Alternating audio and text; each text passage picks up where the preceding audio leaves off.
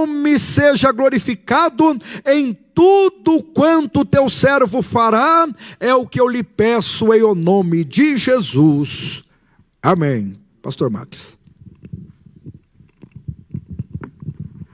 Glória a Deus. Nós tributamos ao Senhor a honra, a glória, o louvor e a exaltação para sempre, acreditando sempre que dele, por ele e para ele são todas as coisas, portanto, glória, pois, a ele. Também quero dizer, como todos aqueles que já passaram por aqui, da alegria, do privilégio de estarmos aqui cultuando a Deus. E, de fato, esses dias que nos surpreenderam têm sido dias de muitas experiências. E, neste trabalho, nós estamos vivendo mais uma, né? Esta 24 horas de oração, louvor, pregação da palavra. Eu estou acompanhando desde o primeiro culto. Eu até disse, quando cheguei aqui, pastor Daniel Bueno veio com 220, né? E a gente já ficou... Obrigado, viu? A gente já ficou pensando, meu Deus, pastor Daniel já chegou forte. Deus abençoe. Um abraço ao pastor Paulo Freire, aos demais pastores que estão aqui, pastor Aliazar, pastor Eduardo, pastor Elcio, o Douglas, pastor Marcelo, todos que aqui estão, pastor Diego, pastor Wesley, pastor Joabe. Eu queria que você abrisse a sua Bíblia comigo, bem como os irmãos que aqui estão. Podem tomar os seus assentos, prestem reverência no vosso coração. E abrisse a sua Bíblia no 4º livro do Pentateuco, Números, capítulo de número 21. Eu quero aproveitar bem o tempo e também ser fiel na entrega da mensagem e, ao mesmo tempo, cumprir com o horário que nos foi designado. Então, eu vou deixar para resumir aqui o abraço que preciso mandar a tanta gente que às vezes pede para nós. O pastor Aliazar já falou dos alunos ali do curso A Pregação que faz a diferença. Um abraço a eles. Aos irmãos da congregação do Parque Osea 1, Deus abençoe vocês, a liderança que tem sempre estado conosco, a todos vocês, a minha esposa, a irmã Carla, a minha família, que está em casa junto ali com a família do Anderson, do Rafael, que estão ali também. Que Deus abençoe a todos os meus filhos e o nome do Senhor seja glorificado. Números, capítulo 21, versículo 6. Preste muita atenção nesse texto. Eu quero entregar uma mensagem que acredito que pode cooperar com esse momento que nós estamos vivendo. Diz o texto: então o Senhor mandou entre o povo serpentes abrasadoras, quem sabe na sua tradução, serpentes ardentes, que morderam o povo, e morreu muita gente. Então o Senhor mandou entre o povo serpentes abrasadoras, que morderam o povo, e morreu muita gente. Que o eterno Deus possa, em sua bondade, graça e misericórdia, abençoar-nos mais uma vez com a reflexão de sua palavra. Uma oportunidade como essa nos reserva muitos desafios.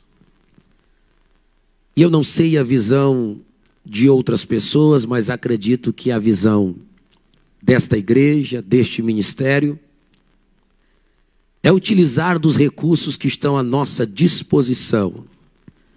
Me refiro ao fato de podermos realizar cultos online, podermos ter contato com nossos irmãos via internet. Precisamos utilizar esta ferramenta para auxiliar de alguma forma, sobretudo no âmbito espiritual, com a vida daqueles que talvez não estejam tendo estrutura para lidar com esta situação. As notícias vão chegando, as informações vão vindo, o que vai nos deixando preocupados, perdendo sono.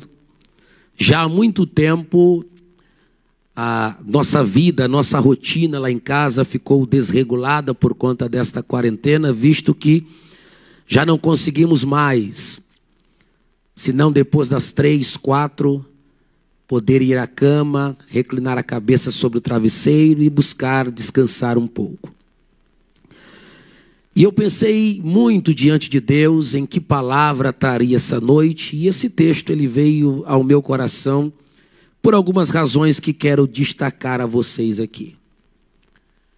Este tempo que nós estamos vivendo, chamado tempo da pandemia, do distanciamento ou de isolamento social, quarentena ou a era da Covid-19, fez surgir na mente, no coração das pessoas, queridos pastores e vocês que nos acompanham, muitas perguntas, vários questionamentos, muitas indagações e porquês. E algumas dessas perguntas, se ficarem sem respostas, não vão mudar em nada, não vão afetar. Mas outras faz com que as pessoas fiquem ávidas, desejosas, que alguém lhes responda quando eles questionarem. E dentre as perguntas, eu queria destacar aqui 3, cujas respostas são extremamente necessárias. Eu acredito que essas 3 perguntas, qualquer pessoa desejaria que a resposta correta, convincente, viável, fosse dada diante destes questionamentos. A primeira pergunta que todos desejariam uma resposta é: até quando vai durar tudo isso? Quem não gostaria de saber? Quem não gostaria de, nesse exato momento, receber uma mensagem informando de forma fiel: olha, tudo isso vai acabar tal dia, tal hora e tal momento? Nós não temos essa resposta. Por enquanto, não. O que temos é incertezas.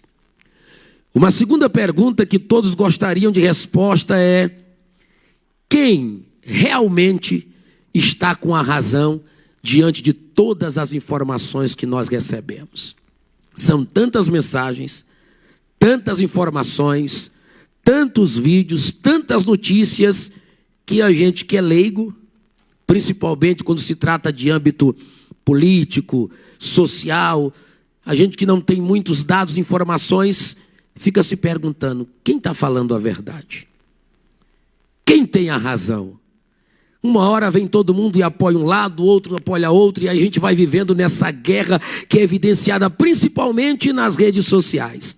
Até cristãos brigando entre status, publicações e comentários para saber quem está com a razão.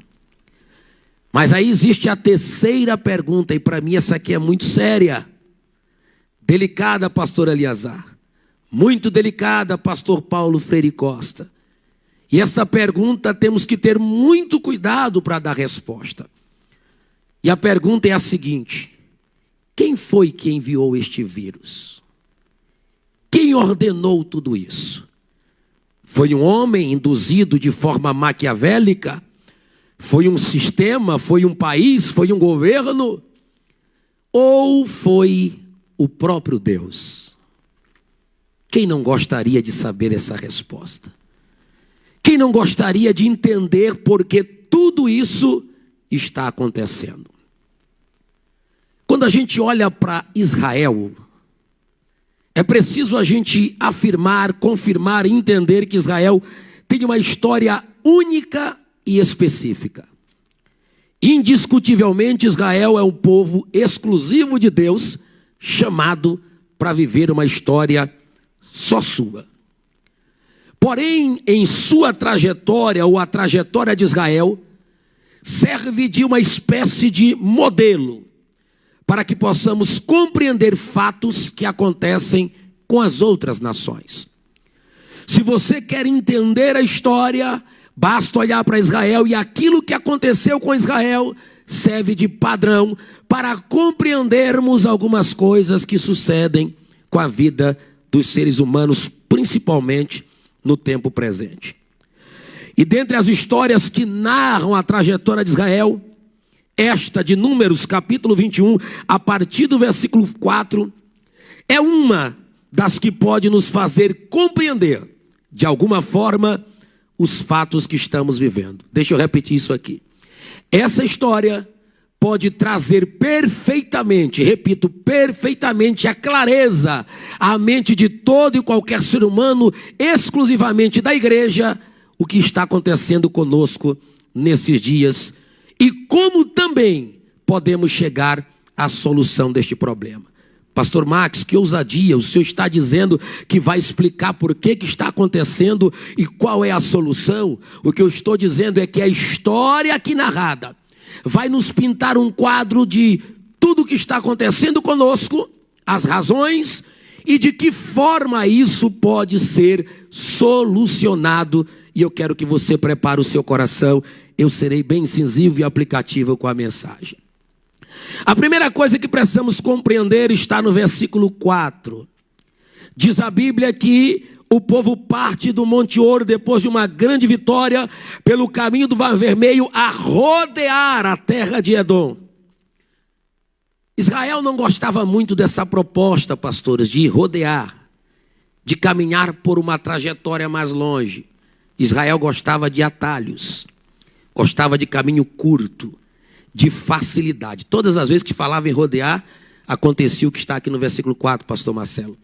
Diz o texto que o povo se angustiou, se impacientou, ficou inquieto, perturbou-se naquele caminho.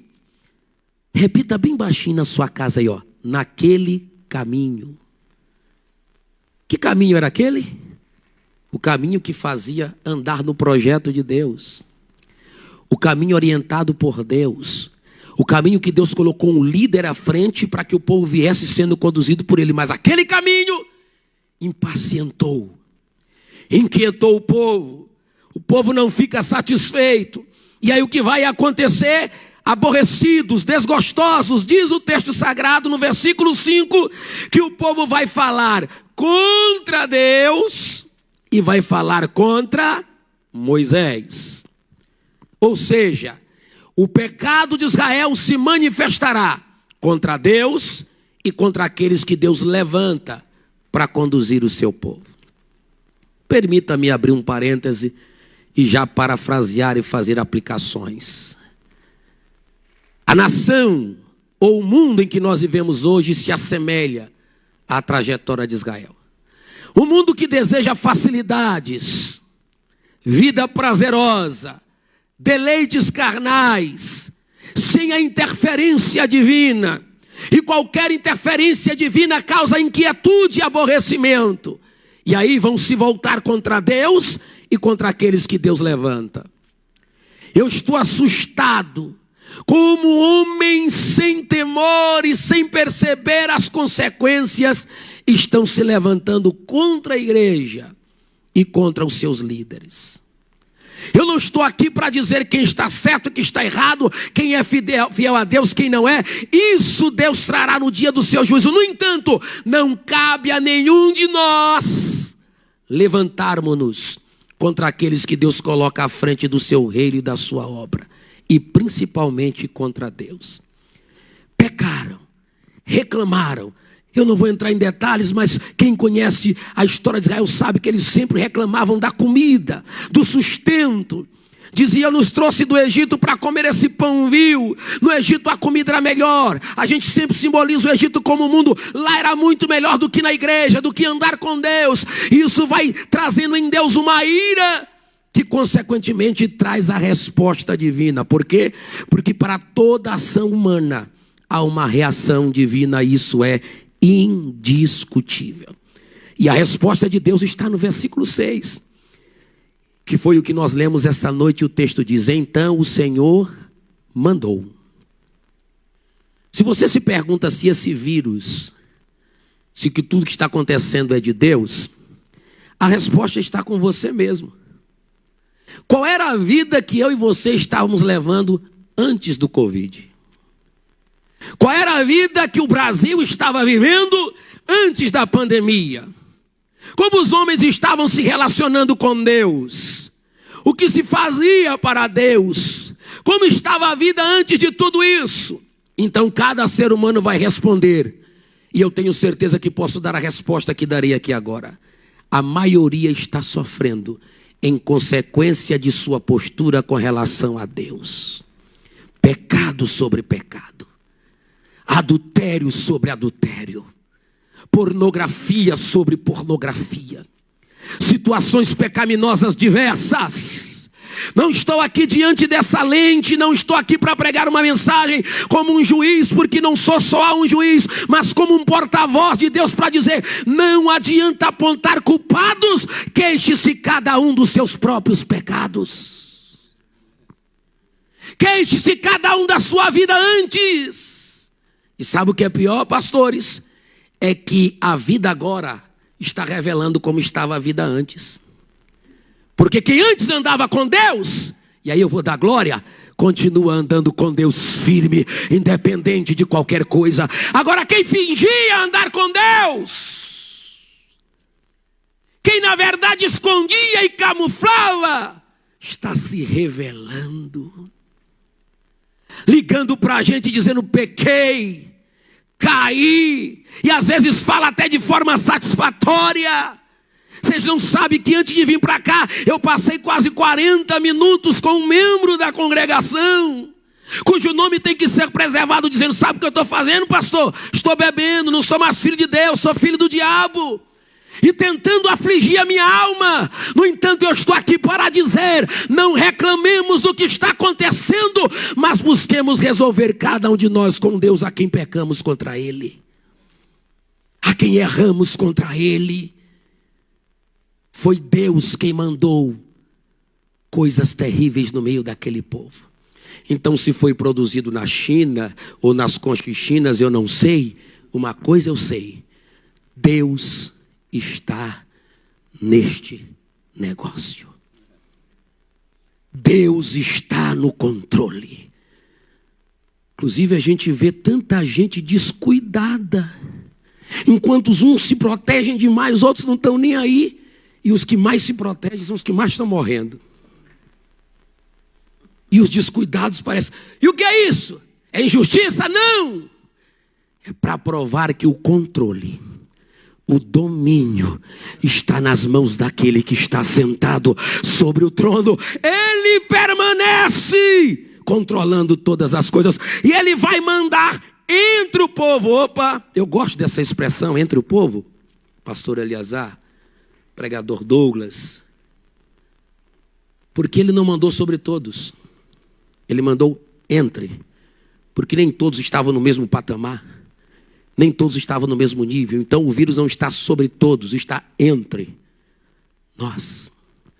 O mal não está sobre todos, o mal está entre nós.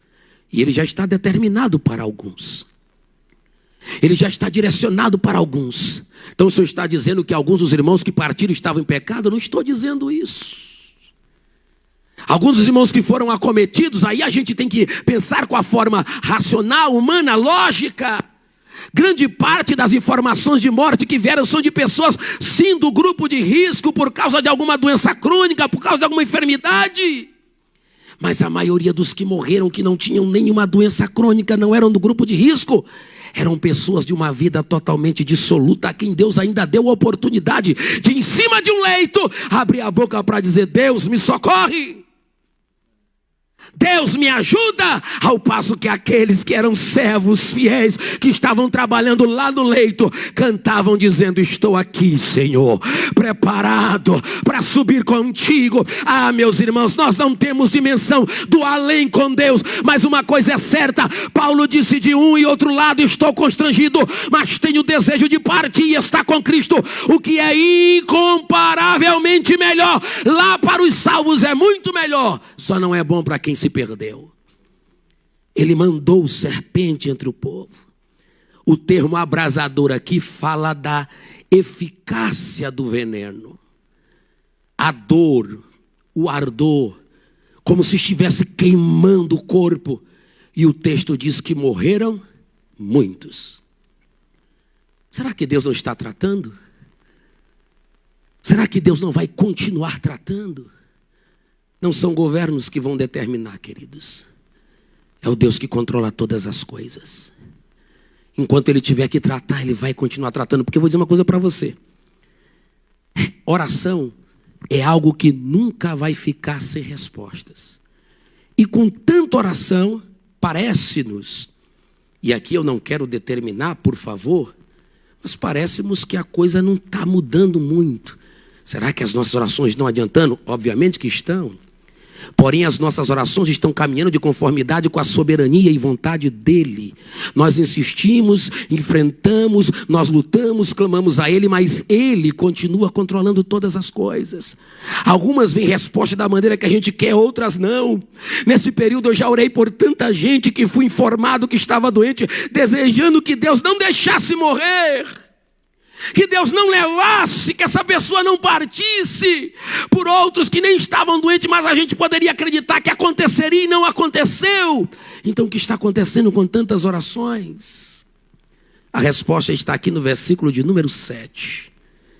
Porque quando Deus enviou e o povo começou a morrer, diz a Bíblia que o povo veio a Moisés. Veio a quem eles contra quem eles tinham pecado, reclamado. Veio a Moisés, representante legal e autêntico do Todo-Poderoso. E aí diz, o povo vai dizer assim, ó, havemos pecado. Sabe o nome disso aqui? Sensibilidade para reconhecer a origem do problema vivido. Vou repetir. Se faz necessário a nossa geração tornar-se sensível para perceber a origem, a causa dos problemas que está vivendo. E a origem? Pecado. Porque eles vão dizer para Moisés, nós havemos pecado contra Deus. Reconhecimento, o erro é nosso, Deus. A culpa é nossa, Deus. A culpa vem de nós, o pecado é nosso. Moisés, clama a Deus por nós, Moisés. Eu quero dizer a você que é membro de uma congregação, de uma igreja, quer seja do nosso campo ou de outro ministério. Se você estiver nessa situação, ligue para o seu pastor, para o seu líder. Confesse e diga, pastor, assim estava a minha vida. Fulano, assim estava a minha vida. Eu estou reconhecendo antes que a punição divina, o juízo de Deus chegue sobre a minha vida e sobre a minha casa. Ainda dá tempo, porque se Deus é misericordioso, está dando tempo. Quando o povo vai orar e vai reconhecer, então vem uma palavra que todos nós esperamos, que é a palavra solução. Por que a palavra solução? Preste muita atenção nisso. A sensibilidade gerou reconhecimento. O reconhecimento os leva até Deus. E ao levá-los até Deus, Deus reage com solução. Porque se alguém pensa que Deus quer ficar maltratando, fazendo alguém sofrer, está enganado. Deus só quer uma coisa: reconhecimento. Em todos os seus níveis, quem nós somos, quem Ele é, o que podemos fazer, o que Ele não faz. E muitos não estão reconhecendo seus atos diante de Deus. Quando o povo vai reconhecer, então ele diz a Moisés, Moisés, ora por nós. Quando eles pedem a Moisés, Moisés vai orar ao Senhor, porque já estava acostumado a fazer isso. Sabe o que acontece, queridos? Deus traz uma solução, que não era muito comum quando Deus tratava das questões do pecado do povo. Deus agora vai se utilizar de algo material, visível, de um símbolo. Porque a solução de Deus não é apenas uma solução momentânea. E agora eu quero convidar os crentes a dar glória a Deus com o que eu vou dizer aqui, porque merece. A solução de Deus aqui também é profética. Quem lê Bíblia já sabe o que eu estou dizendo. Não era uma solução determinada para aquele momento. Apenas era uma solução que ia ecoar aos anos e se tornar uma profecia. Vai lá, Moisés, levanta uma serpente, coloca sobre uma haste bem alta, uma serpente de bronze, e todo aquele que mirar, que olhar para a serpente e for mordido por outra abrasadora, será curado e viverá, Moisés.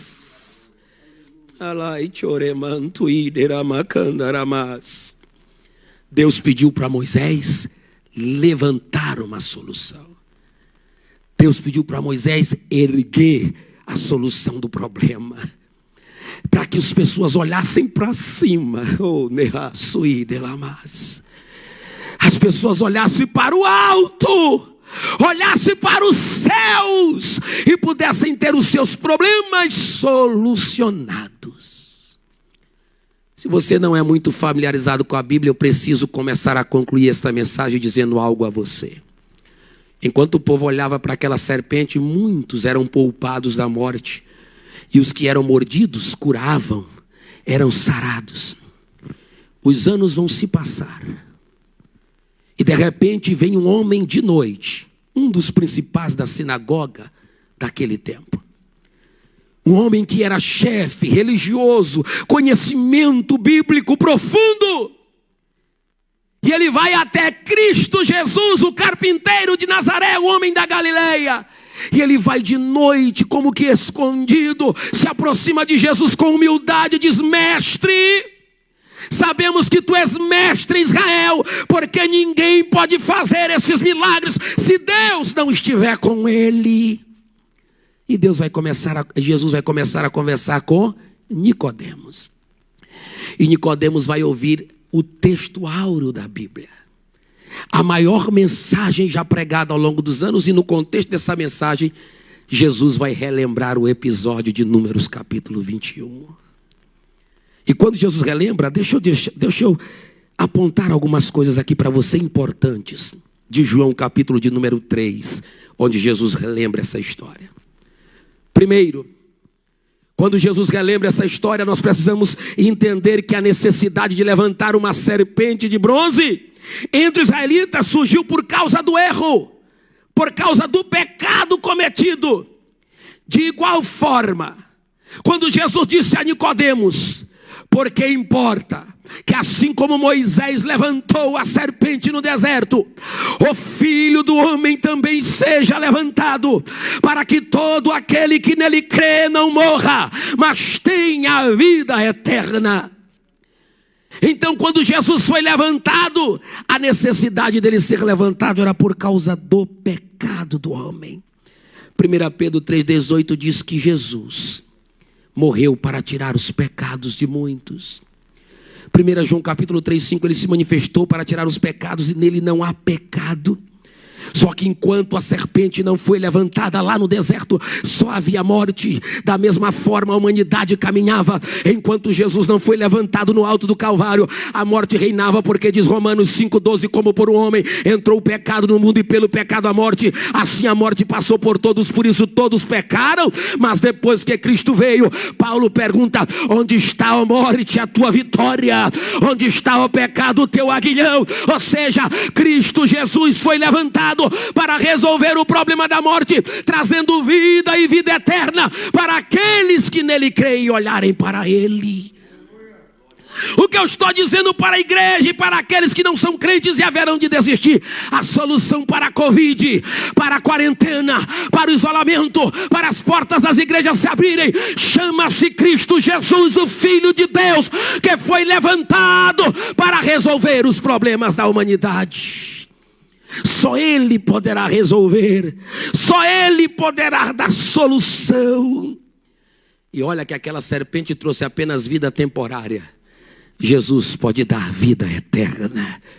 Em verdade vos digo: quem ouve a minha palavra e crê naquele que me enviou, tem a vida eterna, não entrará em condenação, mas passou da morte para a vida. Disse ele para Marta: eu sou a ressurreição e a vida. Quem crê em mim, ainda que esteja morto, viverá. E todo o que vive e crê nunca morrerá eternamente. Naquele deserto não existia outra forma de escape, só a serpente que foi levantada.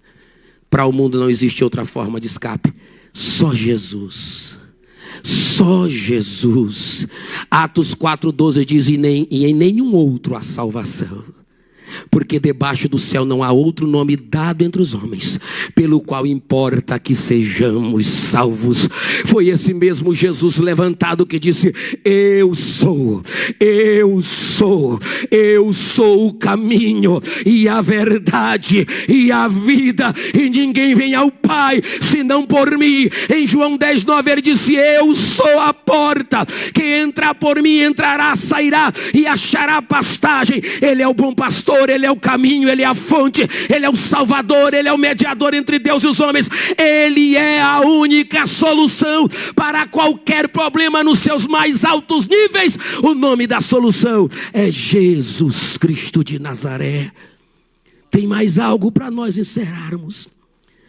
Diz o texto que a serpente tinha que ser mirada, tinham que olhar para ela, tinham que ver para ela. Por quê? Porque todo o problema da humanidade começou com um olhar. Lá no jardim do Éden, ou plantado no Éden, Eva olha para a árvore e viu que o seu fruto era bom para dar entendimento. E ali entra o pecado pelos olhos, por causa da concupiscência que se manifesta. E agora o texto está dizendo: olha para a serpente. Mais tarde Jesus está dizendo: olha para mim. Olhai para mim, sereis salvos vós todos os termos da terra. É para ele, não tem homem, não tem governo, não tem rei, não tem imperador, não tem autoridade de nenhuma natureza. É ele, Rei dos reis, Senhor dos senhores, Jesus de Nazaré. E eu pergunto: você está olhando para ele? Então faça como fez Josafá: em nós não há força contra esta grande multidão, porém os nossos olhos estão postos em ti. É para ti que nós estamos olhando. Você está olhando para ele, então está olhando para a pessoa certa. Com o Cordeiro de Deus não é diferente. Precisamos olhar para ele, contemplar a ele e entender que a salvação está nele. Eu encerro a minha fala dizendo a todos vocês, dizendo a qualquer que me ouve e me assiste aqui nesta madrugada, que Deus está dando resposta para a sua vida. Você que fez questionamentos, você que pensou o que estava acontecendo e queria uma resposta, então deixa eu te dar uma resposta. Assim como Israel pecou, reclamou, murmurou contra Deus e achava que poderia afrontar Deus e aqueles que Deus havia levantado, muitos nesses últimos dias afrontaram Deus de tal forma, achando que Deus não faria nada, e o juízo de Deus veio, a resposta dele veio, e ele deixou entrar em nosso meio algo que está nos tocando, nos mordendo, nos picando como aquelas serpentes e matando muita gente em nosso meio, deixando a dor, o luto, a separação, o medo, o pavor. No entanto, tudo isso pode cessar quando olharmos para o Cordeiro de Deus que tira o pecado do mundo, quando olharmos para Jesus de Nazaré, Senhor nosso e Deus nosso, quando olharmos para aquele que foi ferido pelas nossas transgressões, moído pelas nossas iniquidades. Eu estou falando de Jesus de Nazaré, o Deus Todo-Poderoso. Glória a Deus. Neste momento, eu gostaria de orar também com você. Aleluia. Após a palavra do nosso pastor Eduardo, que está oficiando o culto, nós também queremos dirigir uma palavra de oração à sua vida no nome de Jesus.